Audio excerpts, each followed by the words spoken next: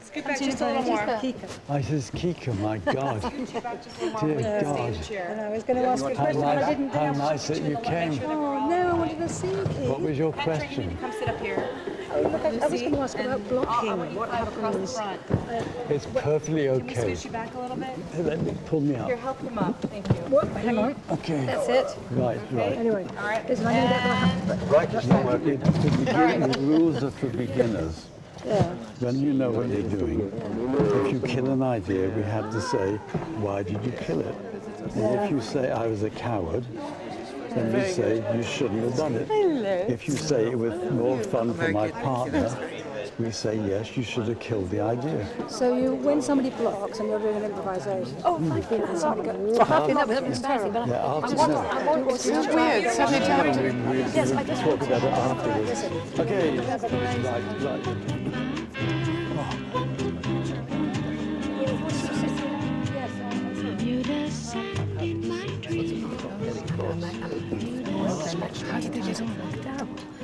They would like to see you, like as just two old guys on a bench interacting. How does that sound? Okay, two old improvisers meeting in the park. Now I'm a captive there, in a garden by the sea. I left my heart, only fools who are like me ever depart. Bermuda sand in my dreams, Bermuda stars high above. I hear the traffic of breezes calling me to my love.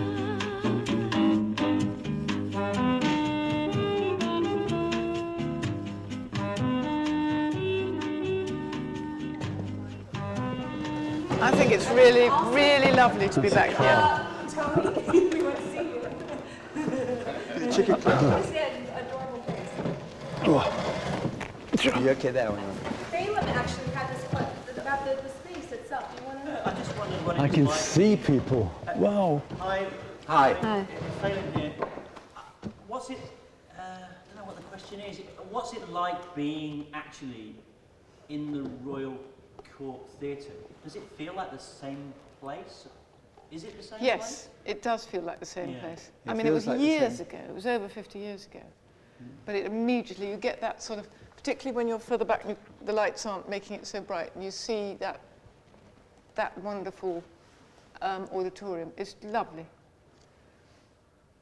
And I don't think since Keith was here, which is however long ago it was, that they've done a play with masks or improv.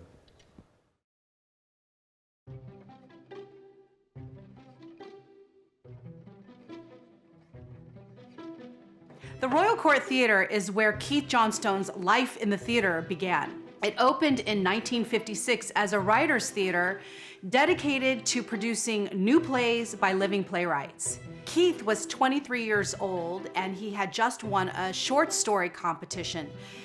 And Tony Richardson, the court's associate director, commissioned a play from this unknown writer. Over the next decade, Keith became a vital part of the court's creative cohort. And he found a way to use the court's stages and spaces as a laboratory to investigate the nature of spontaneous creation. Out of his laboratory emerged Britain's first improvisation troupe, the Theatre Machine. The original 5 members were Keith as the onstage director and MC, Rick Morgan, Roddy Maud Roxby, Ben Benison, and Tony Trent. In 2017, we had the opportunity to reunite 3 out of the original 5 on the Royal Court stage, along with 2 actors who were often invited to perform as guests with Theatre Machine. I was a student at the Central College of Art in Holborn, and there was a theatre attached called the Janetta Cochrane Theatre.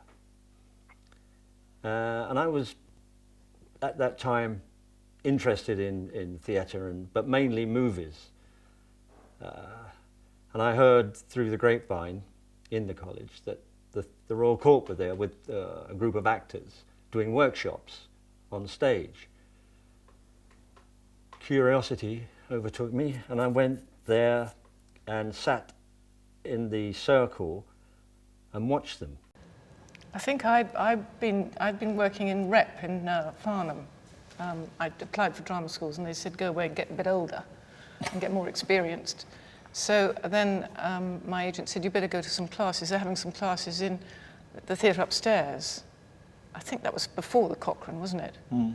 And so there was elocution and mime, which was lovely, Benison, and improvisation.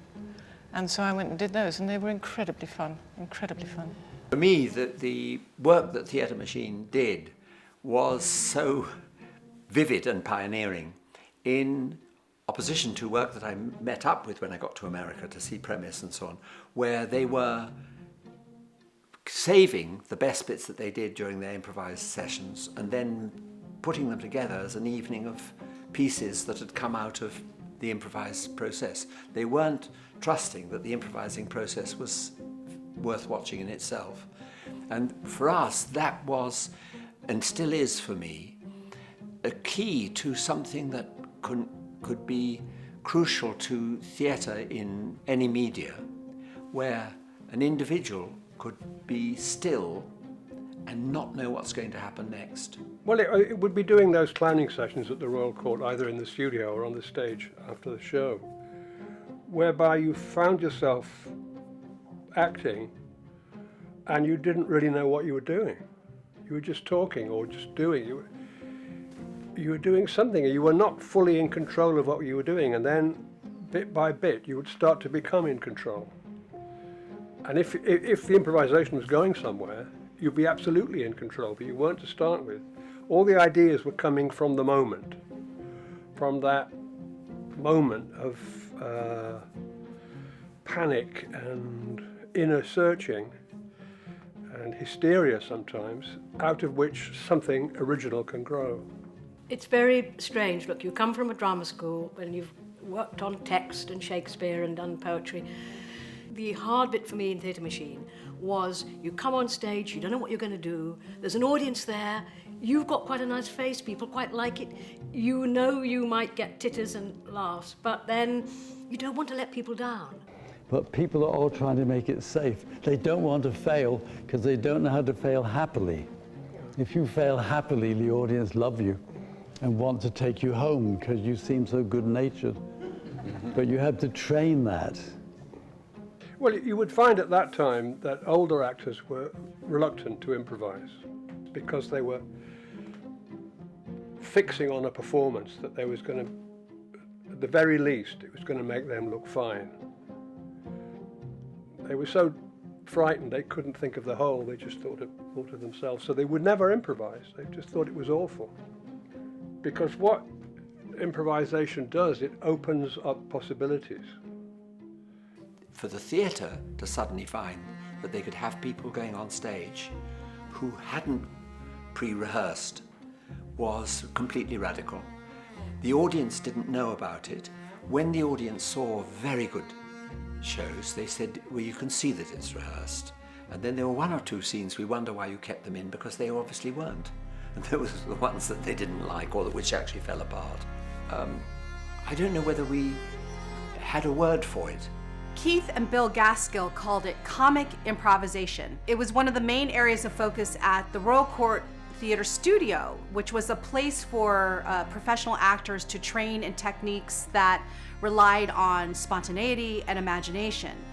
After the first year, however, Gaskill left the studio to join the New National Theatre, and Keith took over as director of the studio in the fall of 1963. Keith hired master teachers, and he continued to develop his own classes in status, spontaneity, narrative skills, mask, and comedy. It was in these classes where he began to develop the techniques that would fuel Theatre Machine. Keith took me under his wing.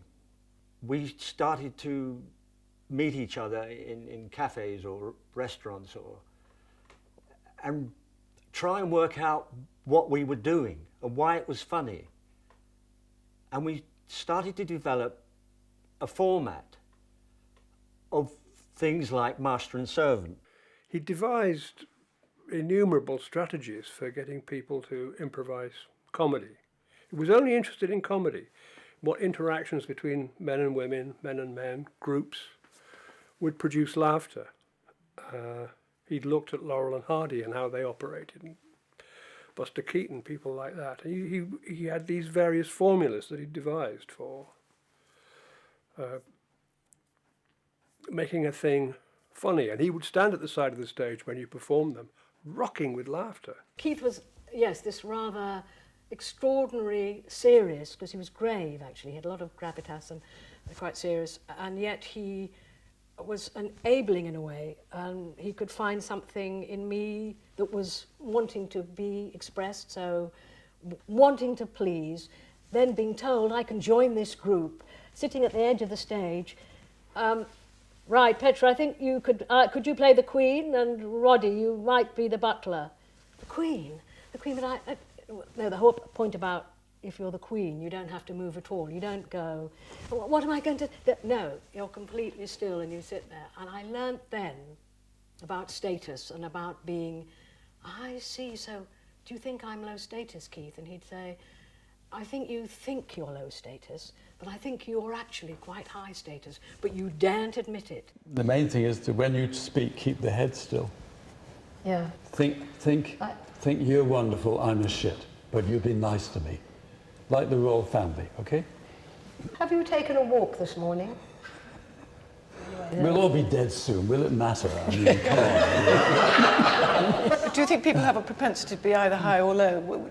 I think, well, sometimes they're low in the office and high when they come home, but yes. in general, people do have a preference. And it's not genetic, otherwise the high status will have killed all the low status. It's a defense system you pick up on the way of growing up. And in the early days in drama schools, if you came high status, they'd cast you as Hamlets and things, and they'd never actually train you anything else. But I think now it's quite normal to... Everybody knew about status. It was, scientifically, it was clear from 1922 with chicken in Denmark, with pecking order research. But for some reason, nobody ever taught it to actors, which is really weird, because it's so obvious. Yeah. Status is everywhere. It's in every human interaction. Great actors understand status intuitively, but it was Keith who decoded this coded dance and created the tools for actors to play with status behaviors that can determine our place on the social pecking order. The audience generally, I think, were delighted that suddenly there was this other form of theatre, which I think was where Keith was, in his own mind, trying to get to, was something that could break the pattern of the traditionally rehearsed and everything as much as possible pre-decided before you got on stage. In London, everything had to go through the Lord Chamberlain. You couldn't put a play on without it first being submitted to him to say whether it could go on or not. The government censored plays. A play had to be sent to the government office and someone read it through, and we were shown sometimes the pages which came back, and you saw a word like fuck crossed out. They said no. How annoying, or something. Like they put in a suggestion of how the word should be. Yes. When Keith was ready to take the improvisation out of the studio and into the public, everyone was aware of the ludicrous 230-year-old censorship laws. In fact, until the Theatres Act of 1968, all theater scripts had to be approved and licensed for performance by the Lord Chamberlain. So yes, performing improvisation in public was illegal. To avoid the censor, Keith would call his performances demonstrations or classes. Oh, and this is really cool. In 1965, Keith's partly improvised children's show, Clowning, was granted a license for performance by the Lord Chamberlain. This marked the first time in history that contemporary improvisation was legally sanctioned on the British stage. When Keith went to see the Lord Chamberlain, whoever it was, to get permission for us to do Clowning, which was going to be an improvised show, the man listened to him talk and then eventually said, "Yeah, that sounds wonderful. I must buy a ticket and come along. I'm very interested in seeing a play where people don't speak." And Keith didn't turn back and say they'll be speaking. He just left the room and came back to the theatre and said, "We've got permission." I can't remember an improvisation group before. There weren't any. No, we were the first. So for them, it was like a cultural shock. There was a sort of disbelief too that if the scenes had gone very well, they thought, well, they were obviously rehearsed. And when they were the ones that didn't work, they'd say, why didn't you rehearse them? Or rewrite it. Rewrite them, you know, because there was something there. The stage newspaper on the front page once had an exposure of us because we wrote everything and pretended it was improvised. Oh, yes. So I usually didn't respond to things, but I actually wrote to the editors saying this is not true. And he made the critics come again. And he said, yes, it was improvised, but it wasn't very good. We were regarded like a rock group. It was extraordinary. People would say, come on, they're scripted, it's not improvisation. And no one would believe we were so adept at what we were doing that people thought they were written, Keith had written them, which it wasn't. I mean, there were rules, but rules at that time were there to be broken. The audiences reacted with great enthusiasm, like, yeah, they'd never seen it, but it's like pouring water into a sponge, and it's like they'd never seen it, and they really liked it. The real feeling of ecstasy was what you got from Theatre Machine. If you were in a good evening, everybody playing together, and you had Keith in smiling with his hands clenched like that, smiling, and he was just going, yes, it was lovely. When the Theatre Machine was good, they were really good. We had fans following us around and things. And when we were bad, we were just like anybody else. But I don't want to waste people's time. I mean, I was always struggling for something to mean something. Peter Brook came and saw us, and he said, how long have you been doing this stuff? And he said, I think it's 10 years now. He said, that's the way. And Alec Guinness, actually Keith wanted this quote really. Alec Guinness came and saw it, and he said, all those years with Michel Saint-Denis and we weren't allowed to be funny.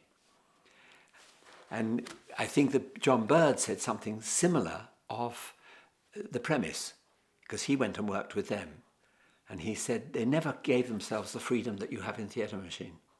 They never gave you the freedom to be yourself there.